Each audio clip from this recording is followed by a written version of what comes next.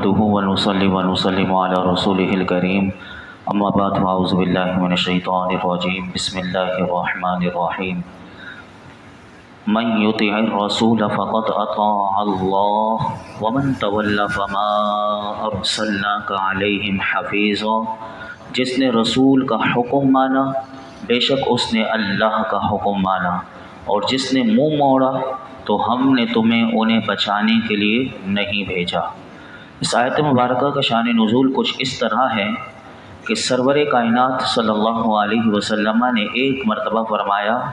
کہ جس نے میری اطاعت کی اس نے اللہ عز و جل کی اطاعت کی، اور جس نے مجھ سے محبت کی اس نے اللہ سے محبت کی۔ یہ حضور نے ارشاد فرمایا۔ اس پر آج کل کے گستاخ بددینوں کی طرح اس زمانے کے بعض منافقوں نے کہا کہ محمد مصطفیٰ صلی اللہ علیہ وسلم یہ چاہتے ہیں کہ ہم انہیں رب مان لیں، جیسے کہ عیسائیوں نے حضرت عیسیٰ علیہ السلام کو رب مانا ہے۔ اس پر اللہ رب العالمین نے ان کے رد میں یہ آیت نازل فرما کر اپنے نبی صلی اللہ علیہ وسلم کے کلام کی تصدیق فرما دی کہ بے شک رسول کی اطاعت اللہ کی اطاعت ہے، تو جس نے ان کی اطاعت سے اعراض کیا تو اس کا وبال اسی پر ہوگا، کیونکہ اللہ رب العالمین نے اپنے محبوب کو اس لیے نہیں بھیجا کہ آپ صلی اللہ علیہ وسلم ہر صورت میں انہیں جہنم سے بچائیں، بلکہ اللہ نے اپنے محبوب کو بھیجنے کا مقصد بتا دیا کہ میں نے انہیں تبلیغ کے لیے بھیجا ہے، یہ نہیں کہ وہ ہر صورت تمہیں جہنم سے بچائیں، بلکہ انہوں نے تمہیں اللہ کا پیغام پہنچا دیا۔ یہ نبی کا منصب اور نبوت ہے۔ آگے اللہ رب العالمین نے ارشاد فرمایا وَيَقُولُونَ طَاعَةٌ فَإِذَا بَرَزُوا مِنْ عِنْدِكَ بَيَّتَ طَائِفَةٌ مِّنْهُمْ غَيْرَ الَّذِي تَقُولُ وَاللَّهُ يَكْتُبُ مَا يُبَيِّتُونَ فَأَعْرِضْ عَنْهُمْ وَتَوَكَّلْ عَلَى اللَّهِ وَكَفَى بِاللَّهِ وَكِيلًا۔ اور کہتے ہیں کہ ہم نے فرما برداری کی، پھر جب تمہارے پاس سے نکل کر جاتے ہیں تو ان میں سے ایک گروہ آپ کے فرمان کے برخلاف رات کو منصوبے بناتا ہے، اور اللہ ان کے رات کے منصوبے لکھ رہا ہے، تو اے حبیب تم ان سے چشم پوشی کرو اور اللہ پر بھروسہ رکھو، اور اللہ کافی کارساز ہے۔ یہ آیت اللہ رب العالمین نے منافقین کے بارے میں نازل کی کہ جو نبی کریم صلی اللہ علیہ وسلم کے سامنے کہتے تھے کہ حضور ہم آپ پر ایمان لائے ہیں اور آپ کی اطاعت ہم پر فرض ہے، لیکن جب وہ میرے آقا کی بارگاہ سے اٹھ کر جاتے تو اس کے خلاف وہ کرتے۔ ان کے بارے میں اللہ رب العالمین نے ان کا پردہ چاک کر کے بتا دیا کہ ان کے سب منصوبے جو وہ میرے محبوب کے خلاف بناتے ہیں ان کے نامہ اعمال میں ہم لکھ رہے ہیں، اور انہیں اس کا بدلہ بھی ملے گا جو یہ منصوبے بناتے ہیں۔ تو پتہ یہاں پر یہ بھی دیکھیے کہ رات کو منصوبے بناتے تھے، دن میں حضور کی بارگاہ میں آتے تھے اور کہتے تھے ہم آپ کے فرما بردار ہیں، آپ کی اطاعت ہم پر فرض ہے، لیکن رات کے وقت منصوبے بناتے۔ اللہ رب العالمین نے بتا دیا کوئی سے بھی منصوبے بناؤ، تمہارے نامہ اعمال میں وہ تمام منصوبے لکھے جا رہے ہیں اور اس کا بدلہ تمہیں ملے گا۔ لیکن چونکہ ظاہراً تم زبان سے کلمہ پڑھتے تھے اور ظاہری طور پر یہ کفر نہیں کرتے تھے، اس لیے ان کے بارے میں کہا گیا اے محبوب ان سے چشم پوشی کرو، یعنی ان کے وہ والے احکام نہیں جیسے کافروں کے لیے ہیں۔ تو فرمایا کہ ہاں چونکہ ان کی طرف سے خطرہ ہے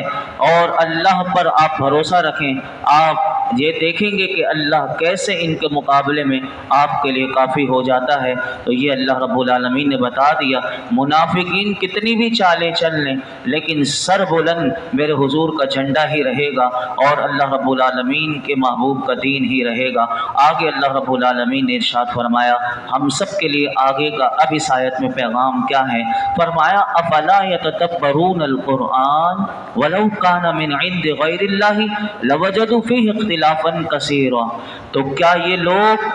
قرآن میں غور نہیں کرتے؟ اور اگر یہ قرآن اللہ کے علاوہ کسی اور کی طرف سے ہوتا تو ضرور اس میں بہت زیادہ اختلاف پاتے۔ یہاں اللہ رب العالمین نے قرآن کی عظمت کو بیان کیا اور لوگوں کو اس میں غور و فکر کرنے کی دعوت دی گئی، اور فرمایا کہ یہ لوگ قرآن حکیم میں غور نہیں کرتے کہ اس کے علوم اس میں کیا کیا پوشیدہ ہیں، اس میں حکمتیں اللہ نے کتنی رکھ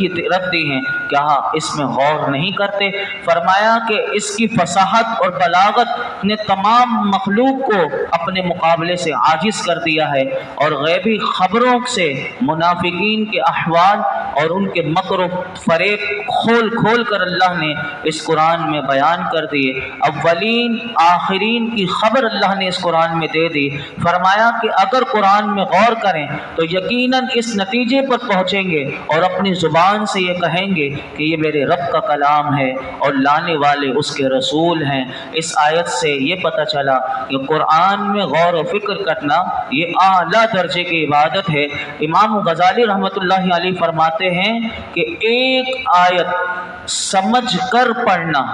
اور غور و فکر کر کے پڑھنا بغیر اس کے کہ تم پورا قرآن پڑھو، اس سے بہتر یہ ہے کہ ایک آیت پڑھے۔ فرماتے ہیں کہ ایک آیت سمجھ کر اور غور و فکر کر کے پڑھنا بغیر غور و فکر کیے پورا قرآن پڑھنے سے بہتر ہے۔ اسی لیے ہمارے علماء کہتے ہیں کہ بندہ غور و فکر قرآن کی ایک ایک آیت میں کرے، یہ سب سے اعلیٰ درجے کی عبادت ہے۔ بندہ ختم پر ختم شریف کیے جائے لیکن ساری زندگی وہ قرآن سمجھنے کے لیے آئے نہیں، اس منزل کی طرف آئے نہیں، کہیں درس قرآن میں بیٹھے ہی نہیں، بس یہ سمجھے کہ میں تلاوت قرآن تو کرتا ہوں، میں پورے مہینے میں قرآن ختم کر لیتا ہوں، میں 15 دن میں قرآن پاک ختم کر لیتا ہوں، لیکن قرآن میں غور و فکر کرنا یہ بہت ضروری ہے۔ امام غزالی کہتے ہیں ایک آیت پڑھ کر سمجھنا، یہ پورا قرآن پڑھ کر سمجھ بغیر سمجھے پڑھنا اس سے بہتر یہ ہے کہ بندہ ایک آیت پڑھ لے، یعنی اس کا ثواب اس سے کہیں گنا زیادہ ہے کہ بندہ ایک آیت اللہ کی پڑھے اور اس میں غور و فکر کرے۔ ہم سب کا مقصد بھی یہ روزانہ درس قرآن کا یہی ہے کہ ہم 2-3 آیتیں ترجمہ سنیں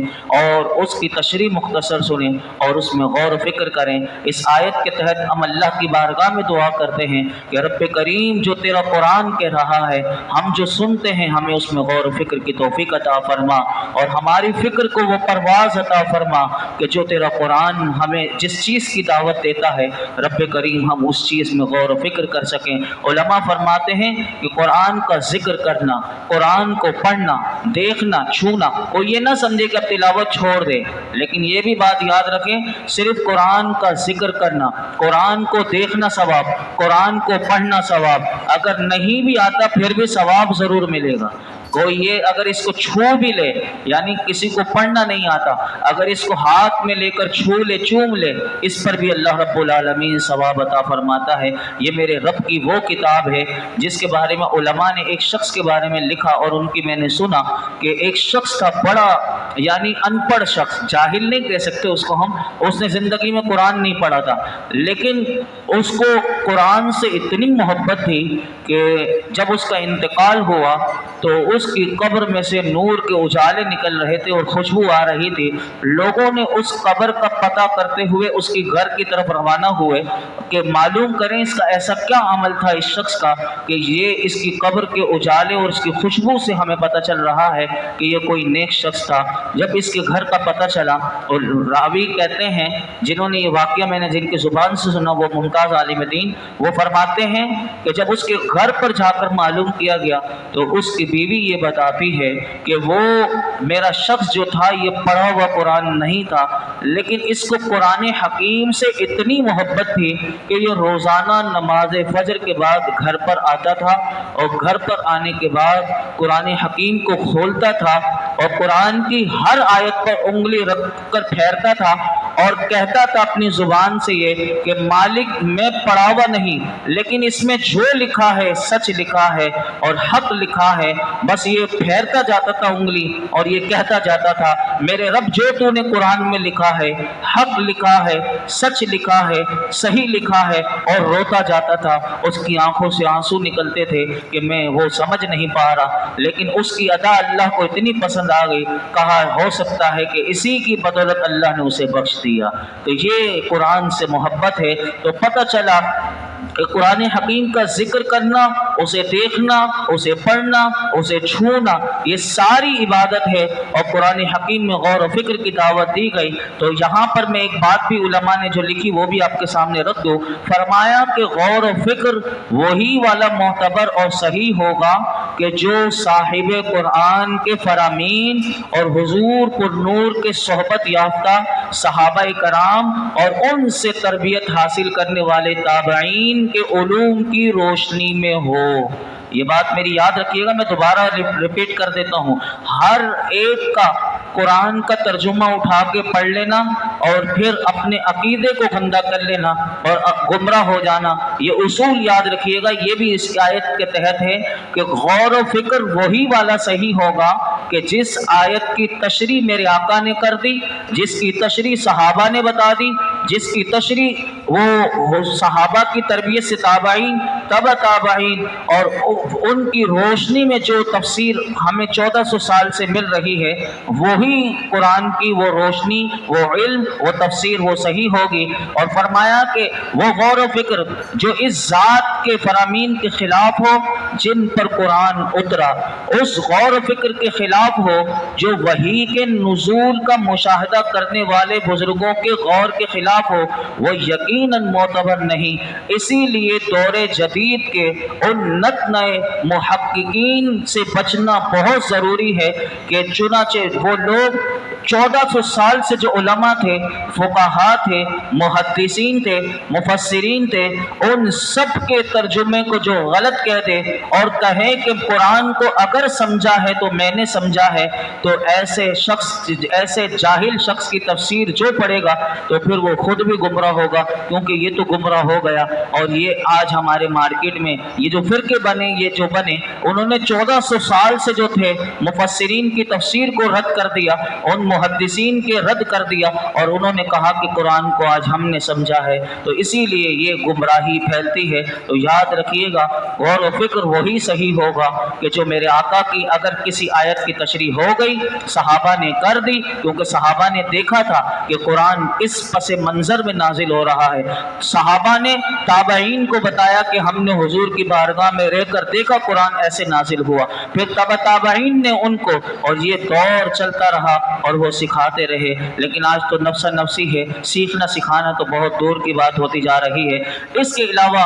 اسی آیت میں اللہ رب العالمین نے فرمایا وَلَوْ كَانَ مِنْ عِنْدِ غَيْرِ اللَّهِ، اگر یہ قرآن اللہ کے علاوہ کسی اور کی طرف سے ہوتا، یعنی یہاں پر یہ بتایا گیا کہ قرآن پاک کی حقانیت پر ایک سب سے واضح دلیل اللہ نے دی، اور فرمایا کہ یہ قرآن اللہ کے علاوہ کسی اور کی طرف سے ہوتا تو تم اس کو پڑھتے تو تمہیں پتہ چلتا کہ اس میں بہت زیادہ اختلاف ہوتا، اس میں جو غیب کی خبریں دی گئی وہ 100% پوری نہ ہوتی، کبھی کوئی پوری ہوتی کبھی نہ ہوتی۔ لیکن جب ہم قرآن کو دیکھتے ہیں تو قرآن ہمیں بتاتا ہے کہ جتنی غیبی خبریں قرآن نے بتائیں وہ یقیناً 100% ثابت ہو رہی ہیں، اور لوگوں نے دیکھا۔ اور منافقین کے جو احوال قرآن نے کھول کر بتائے، آج کے منافقین کے احوال بھی ان میں نظر آتے ہیں۔ تو بتا دیا کہ یہ اللہ رب العالمین کی کتاب ہے کہ جس میں فصاحت و بلاغت میں بھی کوئی اختلاف نہیں، اور یہ ساری باتیں اس میں اللہ رب العالمین نے بتا دیا